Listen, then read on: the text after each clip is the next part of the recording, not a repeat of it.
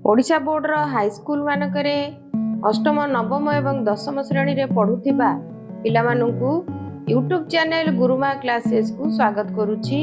पिला माने आगुरु आमे समास पढ़िथिले, समासर लक्षण कोन आउ भिन्न भिन्न प्रकार समास विषय रे जानिथिले। एबे आमे बहुब्रीहि समास विषय रे पढ़िबा।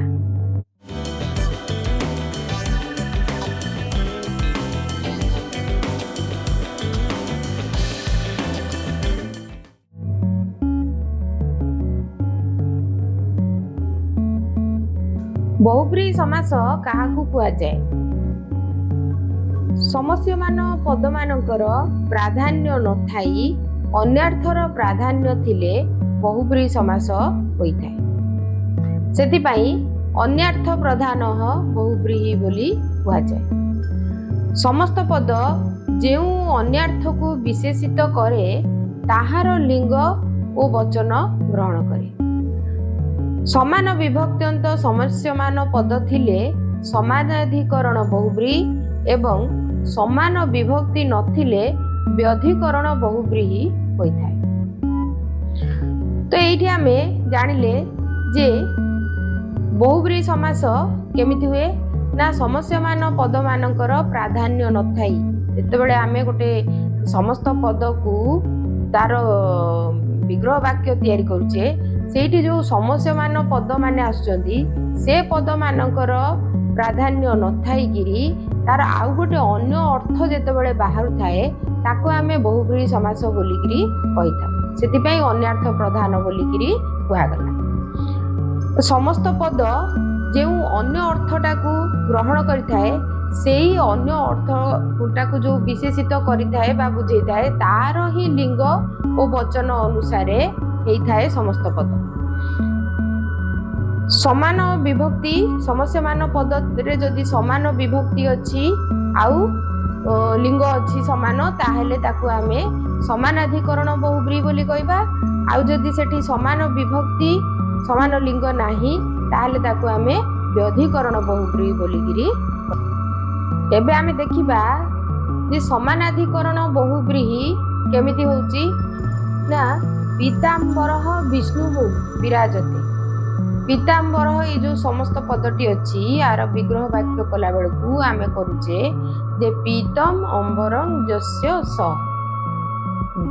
जहार अंबर अंबर कहले वस्त्र पीत कहले हळदिया वर्ण। तो हळदिया वर्णर वस्त्र जे पिधि देछि से पीताम्बर नुहे। पीताम्बर कहले आमे अन्य अर्थ को बुझुचे सेटा कोन ना विष्णु। विष्णु को ही आमे पीताम्बर बोलिकिरी कहउछु। तो एठी पीतम पदटी अंबरमर विशेषण पद आउ ये दीटा जाक पीतम पद आउ अंबरम पद दीटा जाक क्लीबलिंग प्रथमा विभक्ति एक वचनर रूप हेछि। तेणु आकु आमे समानाधिकरण बहुब्रीहि बोलिकिरी कहि परिबा। पीताम्बर ए पदटी होछि समानाधिकरण बहुब्रीहि। पीतम एवं अंबरम पद दुईटीर अर्थ एटी गौण हेकिरी एठी विष्णु अर्थर प्राधान्य थिबारु आकु आमे बहुब्रीहि समास बोलिकिरी कहउछु। आ जोठी लिंग आउ विभक्ति समान अछि तेणु आकु आमे समानाधिकरण बहुब्रीहि बोलिकिरी कहि परिबा। ताबरे आमे देखिबा व्यधिकरण बहुब्रीहि केमिति हेछि ना बीणा पाणी ही विद्यांग ददाति। बीणा पाणी जो पदटी अछि समस्त पद से पदटी पूरा विग्रह वाक्य आमे कले केमिति होछि ना बीणा पाणौ जस्याः सा जहार पाणी रे पाणी कहले हस्त हस्त रे जहार बीणा अछि। तो ए पदटी आमे अन्यर्थ प्रधान बोलिकिरी कुआ जाइछि जेहेतु बहुब्रीहि समास बीणा पाणी कहले आमे सरस्वती को ही बुझुछु। तो एठारे बीणा पदटी होछि स्त्रीलिंग प्रथमा विभक्तिर रूप प्रथमा विभक्ति एक वचन हेछि आउ पाणौ पदटी पुल्लिंग सप्तमी विभक्ति एक वचन रे अछि। तो उभय पदर लिंग आउ विभक्ति अलगा अलगा हेछि। उभय पदर मिलन परे ସରସ୍ୱତୀ ଅର୍ଥ ପ୍ରକାଶ ପାଉଛି। ତେଣୁ ଏହାକୁ ଆମେ ବ୍ୟଧିକରଣ ବହୁବ୍ରୀହି ବୋଲି କହିବା। ସମାନାଧିକରଣ ବହୁବ୍ରୀହିର ଆଉ କେତେଟା ଉଦାହରଣ ଦେଖିବା ଏଠି ଆମେ, ଯେମିତି ଆରୁଢ଼ ବାନରଃ ବୃକ୍ଷଃ କମ୍ପତେ। ତ ଆରୁଢ଼ ବାନରଃ ଜଂ ସହ, ଆରୁଢ଼ ବାନରଃ ସମସ୍ତ ପଦଟିର ବିଗ୍ରହ ବାକ୍ୟ କଲେ ଆମେ ହଉଛି ଆରୁଢ଼ ବାନରଃ ଜଂ ସହ। ତ ଏଠି ବିଭକ୍ତି ସମାନ ଅଛି, ବଚନ ସମାନ ଅଛି, ତେଣୁ ଆକୁ ଆମେ ସମାନାଧିକରଣ ବହୁବ୍ରୀହି ବୋଲିକିରି କହିପାରିବା। ସେମିତି ଶ୍ୱେତ ବସ୍ତ୍ରା ନାରୀ ମନ୍ଦିରଂ ଗଚ୍ଛତି, ଶ୍ୱେତ ବସ୍ତ୍ରଂ ଯସ୍ୟାଃ ସା ଶ୍ୱେତ ବସ୍ତ୍ରା। ତ ଏଠି ମଧ୍ୟ ବିଭକ୍ତି ଆଉ ବଚନ ସମାନ ଥିବା ହେତୁରୁ ଆକୁ ଆମେ ସମାନାଧିକରଣ ବହୁବ୍ରୀହି ବୋଲିକିରି କହିପାରିବା। ସଂଖ୍ୟାବାଚକ ପଦ ବିଶେଷଣ ରୂପେ ବ୍ୟବହାର ହେଲେ ବହୁବ୍ରୀହି ସମାସ କେମିତି ହୁଏ ଦେଖିବା। ସଂଖ୍ୟାବାଚକ ପଦଟା ବିଶେଷଣ ଭାବରେ ବ୍ୟବହାର ହବ। ରାମଃ ଦଶାନନମ୍ ଅମାରୟତ, ରାମ ଦଶାନନକୁ ମାରିଥିଲେ। ତ ଏଠି ଯୋଉ ଦଶାନନମ୍ ପଦଟି ଅଛି ସମସ୍ତ ପଦ, ଆର ବିଗ୍ରହ ବାକ୍ୟ କଲେ କେମିତି ହଉଛି ନା ଦଶ ଆନନାନି ଯସ୍ୟ ସହ, 10ଟା ଆନନ ଯାହାର ଅଛି, ଆନନ କହିଲେ ମୁଖ, ତ ସେଇ ଦଶାନନ ପଦଟା ଆନନ ପଦର 10 ପଦଟା ହଉଛି ବିଶେଷଣ ପଦ ଭାବରେ ଅଛି, ସଂଖ୍ୟାବାଚକ ବିଶେଷଣ ହେଇକିରି ଏଠି ଅଛି। ତ ଆକୁ ଆମେ ସଂଖ୍ୟାବାଚକ ବହୁବ୍ରୀହି ବୋଲିକିରି କହିପାରିବା। ଦୁର୍ଗା ଦଶଭୁଜା ପୂଜ୍ୟତେ, ଦଶଭୁଜା ବିଗ୍ରହ ବାକ୍ୟ କଲେ କଣ, ଦଶଭୁଜା ଯସ୍ୟା ସା, ଯାହାର 10ଟା ଭୁଜ ଅଛି। ତ ଏଠି 10 ପଦଟା ଭୁଜ ପଦର ବିଶେଷଣ ଭାବରେ ବ୍ୟବହୃତ ହେଇଛି, ତେଣୁ ୟାକୁ ଆମେ ସଂଖ୍ୟାବାଚକ ବହୁବ୍ରୀହି ବୋଲିକିରି ଆକୁ କହିପାରିବା। ସେମିତି ଷଟ୍ ଆନନାନି ଯସ୍ୟ ସହ ଷଡ଼ାନନଃ, ଏକ ଦନ୍ତ ଯସ୍ୟ ସହ ଏକ ଦନ୍ତଃ, ଏଗୁଡ଼ିକ ସବୁ ସଂଖ୍ୟାବାଚକ ବହୁବ୍ରୀହି ଭାବରେ ବ୍ୟବହାର ହୋଇଛି। ଧନୁ ଏବଂ ଜାୟା ଶବ୍ଦ ପରପଦ ରୂପେ ବ୍ୟବହୃତ ହେଲେ ଯଥାକ୍ରମେ ଧନ୍ୱା ଓ ଜାନିରେ ପରିଣତ ହୁଏ। ଯଦି ପରପଦରେ ଧନୁ ଅଛି ବା ଜାୟା ପଦ ଅଛି, ତାହେଲେ ସେଇଠି ଆମେ କଣ କହୁଛେ ନା ଧନୁଟା ଧନ୍ୱାରେ ପରିଣତ ହଉଛି ଆଉ ଜାୟା ପଦଟା ଜାନି ହେଇ ଯାଉଛି। ତ କେମିତି ହଉଛି ଦେଖିବା। ପୁଷ୍ପଧନ୍ୱା ଅତୀବ ସୁନ୍ଦର, ପୁଷ୍ପଧନ୍ୱା ଏ ଯୋଉ ସମସ୍ତ ପଦଟି ଅଛି, ତାର ବିଗ୍ରହ ବାକ୍ୟ କଲେ କେମିତି ହଉଛି ନା ପୁଷ୍ପାଣୀ ଧନୁଃ ଯସ୍ୟ ସହ। ତ ସେ ଯୋଉ ଧନୁ ପଦଟା, ସେଇଟା ଯେତେବେଳେ ଆମେ ସମସ୍ତ ପଦ ତାକୁ ତିଆରି କରୁଛେ, ସେ ଧନୁ ପଦଟା ଧନ୍ୱାରେ ପରିଣତ ହଉଛି। ସେମିତି ସୀତା ଜାନିହି ପିତୃ ସତ୍ୟଂ ପାଳିତବା, ସୀତା ଜାନି, ସୀତା ଜାୟା ଯସ୍ୟ ସହ, ସୀତା ଯାହାର ଜାୟା କହିଲେ ସେ ଯୋଉ ଜାୟା ପଦଟା ସମସ୍ତ ପଦରେ ଜାନି ହେଇଯାଉଛି, ଆଉ ସୀତା ଜାନି କହିଲେ ଆମେ ରାମଚନ୍ଦ୍ରଙ୍କୁ ବୁଝୁଛେ। ତ ରାମଚନ୍ଦ୍ର ପିତୃ ସତ୍ୟ ପାଳନ କରିଥିଲେ। ସୀତା ଜାୟା ଯସ୍ୟ ସହ, ଯାହାର ଜାୟା ଅଟନ୍ତି ସୀତା, ତ ସେଇ ଜାୟା ପଦଟା ସମସ୍ତ ପଦରେ ହେଇଯାଉଛି ଜାନି। ସେମିତି ଲକ୍ଷ୍ମୀ ଜାନି କ୍ଷୀର ସାଗରେ ସେତେ, ଲକ୍ଷ୍ମୀ ଜାୟା ଯସ୍ୟ ସହ, ଲକ୍ଷ୍ମୀ ଜାନି। ପରପଦରେ ଜାୟା ପଦଟା ଯଦି ଅଛି, ତାହେଲେ ସେଇଟା ସମସ୍ତ ପଦ କଲା ବେଳକୁ ଜାନିରେ ପରିଣତ ହଉଛି, ଆଉ ଧନୁ ପଦଟା ଯଦି ପରପଦରେ ଅଛି, ତାହେଲେ ସେଇଟା ସମସ୍ତ ପଦ କଲା ବେଳକୁ ଧନ୍ୱାରେ ପରିଣତ ହେଇଯାଉଛି। ସେମିତି ଭାର୍ଯ୍ୟା ପଦ ଯଦି ପରପଦରେ ଅଛି, ତାହେଲେ ସେଟା ଭାର୍ଯ୍ୟରେ ପରିଣତ ହୁଏ। ଯେମିତି ରସିକା ଭାର୍ଯ୍ୟଃ ସଭାଂ ଜାତି, ରସିକା ଭାର୍ଯ୍ୟ ସମସ୍ତ ପଦ, ତାକୁ ଯଦି ଆମେ ବିଗ୍ରହ ବାକ୍ୟ କରିବା ତାହେଲେ ହଉଛି କଣ ନା ରସିକା ଭାର୍ଯ୍ୟା ଯସ୍ୟ ସହ, ଯାହାର ଭାର୍ଯ୍ୟା ରସିକା ଅଟେ। ତ ସେଇଟା ଭାର୍ଯ୍ୟା ପଦଟା ସମସ୍ତ ପଦରେ ଭାର୍ଯ୍ୟ ହେଇଯାଉଛି, ରସିକା ଭାର୍ଯ୍ୟ। ସେମିତି ପାଚିକା ଭାର୍ଯ୍ୟ ଅନ୍ନଂ ଦଦାତି, ପାଚିକା ଭାର୍ଯ୍ୟା ଯସ୍ୟ ସହ। ତ ଭାର୍ଯ୍ୟା ପଦ ଭାର୍ଯ୍ୟରେ ପରିଣତ ହଉଛି ସମସ୍ତ ପଦରେ। ଗଙ୍ଗା ଭାର୍ଯ୍ୟ କୈଳାସମ୍ ଅଧିବସତି, ଗଙ୍ଗା ଭାର୍ଯ୍ୟା ଯସ୍ୟ ସହ। ତ ଭାର୍ଯ୍ୟା ନ ରହିକି ସମସ୍ତ ପଦରେ ଭାର୍ଯ୍ୟା ନ ରହିକି ସେଟା ଭାର୍ଯ୍ୟରେ ପରିଣତ ହଉଛି। ଶୋଭନ ବା କୁଶ୍ଚିତ ପଦ ବିଶେଷଣ ରୂପେ ରହି ବହୁବ୍ରୀହି ସମାସ ହେଲେ ସେଥିରୁ ସୁ ବା କୁ ଅବଶିଷ୍ଟ ରହେ। ଯେମିତି ସୁବୁଦ୍ଧି କ୍ଷୁଦ୍ର ବୁଦ୍ଧିମ୍ ଅବଦତ୍, ସୁବୁଦ୍ଧି ସମସ୍ତ ପଦ ଅଛି, ତ ତାକୁ ଆମେ ବିଗ୍ରହ ବାକ୍ୟ କଲେ ଶୋଭନା ବୁଦ୍ଧି ଯସ୍ୟ ସହ। ଯାହାର ସୁନ୍ଦର ବୁଦ୍ଧି ଅଛି, ଭଲ ବୁଦ୍ଧି ଅଛି, ତାକୁ ଆମେ ସୁବୁଦ୍ଧି ବୋଲିକିରି କହୁଛୁ। ତ ଏଠି ଶୋଭନା ପଦଟା ସୁ ଅବଶିଷ୍ଟ ରହିଯାଇଛି, ସୁବୁଦ୍ଧି ବୋଲିକିରି ଆମେ ତାର ସମସ୍ତ ପଦ ତିଆରି କରୁଛେ। ସେମିତି ସୁମୁଖ ପତ୍ନୀମ୍ ଅଭାସତ, ସୁମୁଖ ଶୋଭନମ୍ ମୁଖମ୍ ଯସ୍ୟ ସହ ସୁମୁଖ। ତ ସୁ ଏଠି ରହିଲା ଅବଶିଷ୍ଟ। ସେମିତି କୁମତି ଅନ୍ୟାନ୍ ପୀଡ଼ୟତି, କୁଶ୍ଚିତା ମତି ଯସ୍ୟ ସହ କୁମତି। ତ ଏଠି କୁଟା ହିଁ ଅବଶିଷ୍ଟ ରହିଗଲା, କୁମତି ଆଉ ସୁ ଅବଶିଷ୍ଟ ରହିକିରି ସୁମୁଖ ଆଉ ସୁବୁଦ୍ଧି ଏଇଭଳି ଭାବରେ ହେଇଥାଏ। ମହତ୍ ଶବ୍ଦରୁ ମହା ଅବଶିଷ୍ଟ ରହେ। ଯେମିତି ମହାଶୟ ଛାତ୍ରାନ୍ ଭାଷତେ, ମହାଶୟ ଯୋଉ ସମସ୍ତ ପଦଟି ଅଛି ତାର ବିଗ୍ରହ ବାକ୍ୟ କଲେ ଆମେ କେମିତି ହଉଛି ନା ମହାନ୍ ଆଶୟ ଯସ୍ୟ ସହ ମହାଶୟ। ତ ଏଠି ମହାନ ପଦଟାର ଅବଶିଷ୍ଟ ମହା ହିଁ ରହିଗଲା। ସେମିତି ମହାବୁଦ୍ଧି ପରାମୃଶତି, ମହାବୁଦ୍ଧି ବିଗ୍ରହ ବାକ୍ୟ କଲେ ମହତି ବୁଦ୍ଧି ଯସ୍ୟ ସହ।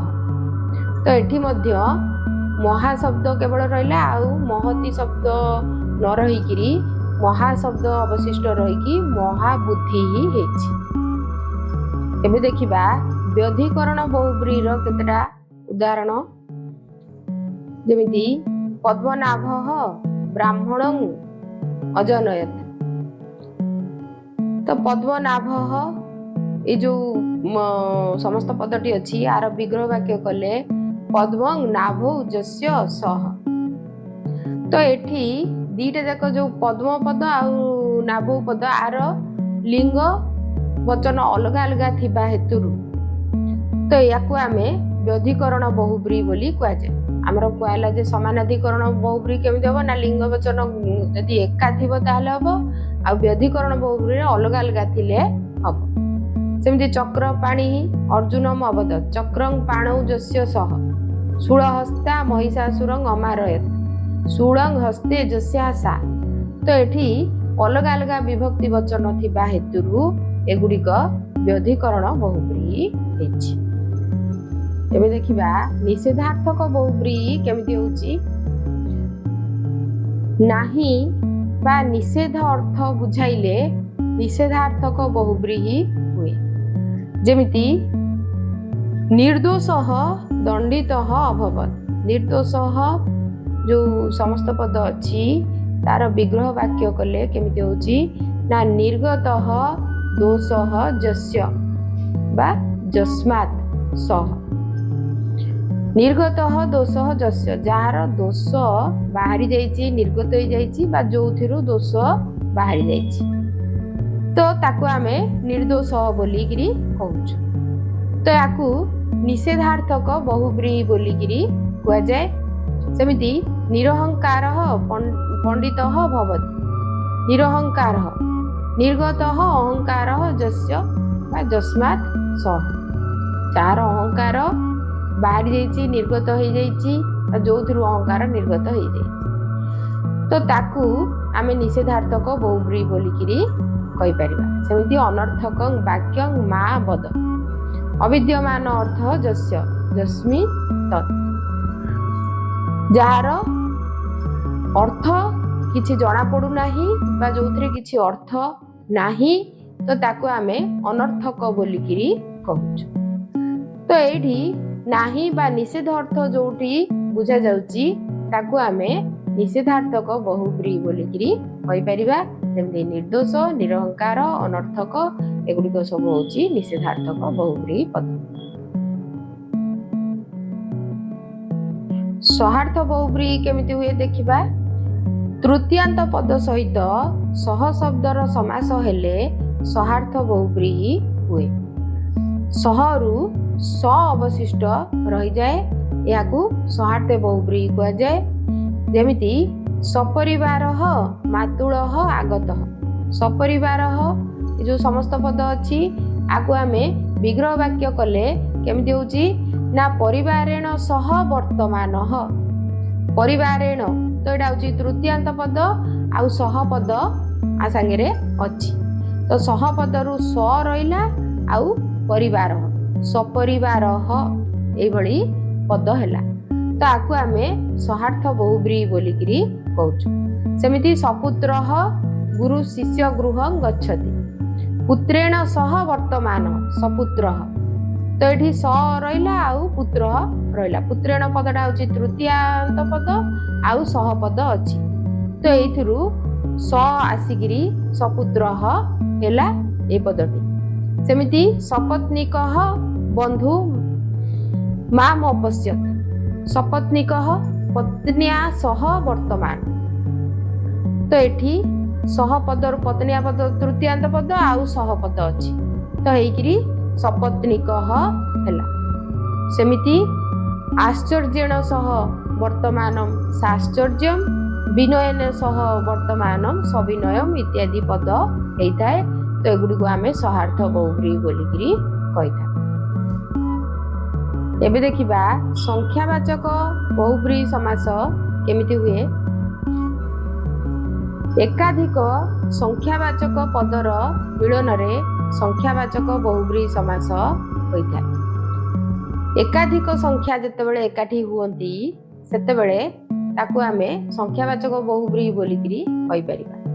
ଯେମିତି ଦ୍ୱିତ୍ରାଃ ଜନାଃ ଗୃହେ ତିଷ୍ଠନ୍ତି। ତ ଏଇ ଯେଉଁ ଦ୍ୱିତ୍ରାଃ ସମସ୍ତ ପଦଟି ଅଛି, ଆକୁ ଯଦି ଆମେ ବିଗ୍ରହ ବାକ୍ୟ କରିବା ତାହେଲେ ଦୌ ବା ତ୍ରୟଃ ବା ଦୁଇ ତିନି ଜଣ, ତ ଏଠି ଏକାଧିକ ସଂଖ୍ୟା ଏକାଠି ହେଇଛି। ସେମିତି ତ୍ରିଚତୁରାଃ ଛାତ୍ରାଃ ପ୍ରାନ୍ତରେ କ୍ରୀଡ଼ନ୍ତି। ତ୍ରୟଃ ବା ଚତ୍ୱାରଃ ବା ତ୍ରିଚତୁରାଃ ତିନି ଚାରି ଜଣ। ସେମିତି ପଞ୍ଚଶାଃ କୃଷକାଃ ଅତ୍ର ସନ୍ତି। ପଞ୍ଚ ବା ଷଡ୍ ବା, ତ ପାଞ୍ଚ ଛଅ ଜଣ, ତ ଏଠି କୁହାଯାଉଛି ଯେ ଏକାଧିକ ସଂଖ୍ୟା ଯଦି ଏକାଠି ହେବେ ତାହେଲେ ତାକୁ ଆମେ ସଂଖ୍ୟାବାଚକ ବହୁବ୍ରୀହି ସମାସ ବୋଲିକିରି କହିପାରିବା। ଏବେ ଦେଖିବା ବ୍ୟତିହାର ବହୁବ୍ରୀହି କେମିତି ହୁଏ। ବ୍ୟତିହାର ବହୁବ୍ରୀହି କ'ଣ ନା ପରସ୍ପର ଯୁଦ୍ଧ କଳହ ବୁଝାଇଲେ ପ୍ରହରଣ ବିଷୟକ ତୃତୀୟାନ୍ତ ଆଉ ଗ୍ରହଣ ବିଷୟକ ସପ୍ତମ୍ୟନ୍ତ ପଦ ମଧ୍ୟରେ ସମାସ ହେଲେ ତାକୁ ବ୍ୟତିହାର ବହୁବ୍ରୀହି ବୋଲି କୁହାଯାଏ। ଯେମିତି ମୂର୍ଖୟୋଃ ମଧ୍ୟେ କେଶାକେଶୀ ପ୍ରଚଳତି। କେଶାକେଶୀ, ତ ଏ ପଦଟା ବିଗ୍ରହ ବାକ୍ୟ କଲେ କେମିତି ହେଉଛି ନା କେଶେଷୁ କେଶେଷୁ ଗୃହୀତ୍ୱା ଯତ୍ ଯୁଦ୍ଧଂ ପ୍ରବର୍ତ୍ତତେ। ପରସ୍ପର କେଶକୁ ଧରି ଯେଉଁ ଯୁଦ୍ଧ କରାଯାଏ ତାକୁ କେଶାକେଶୀ ବୋଲି କୁହାଯାଏ। ଏଠି ତୃତୀୟାନ୍ତ ପଦ ଆଉ ସପ୍ତମ୍ୟନ୍ତ ପଦ ଦିଟା ଅଛି, କେଶାକେଶୀ। ସେମିତି ମଲ୍ଲୟୋଃ ମଧ୍ୟେ ହସ୍ତାହସ୍ତି ଅଭବତ୍। ହସ୍ତାହସ୍ତି ଏ ପଦଟି ବିଗ୍ରହ ବାକ୍ୟ କଲେ କେମିତି ହେଉଛି ନା ହସ୍ତେନ ହସ୍ତେନ ଗୃହୀତ୍ୱା ଯଦ୍ ଯୁଦ୍ଧଂ ପ୍ରବର୍ତ୍ତତେ। ପରସ୍ପର ହାତରେ ମରାମରି ପିଟାପିଟି ହେଲେ ହସ୍ତାହସ୍ତି ତୃତୀୟାନ୍ତ ପଦ ଆଉ ସପ୍ତମ୍ୟନ୍ତ ପଦ ଏଠି ଅଛି, ତାକୁ ବ୍ୟତିହାର ବହୁବ୍ରୀହି ବୋଲିକିରି କୁହାଯିବ। ପରସ୍ପର ଭିତରେ ଯୁଦ୍ଧ କଳହ ହେଉଛି, ତୃତୀୟାନ୍ତ ପଦ ଅଛି ଆଉ ସପ୍ତମ୍ୟନ୍ତ ପଦ ଅଛି, ତେଣୁ ଆକୁ ଆମେ ବ୍ୟତିହାର ବହୁବ୍ରୀହି ବୋଲିକିରି କହିବା।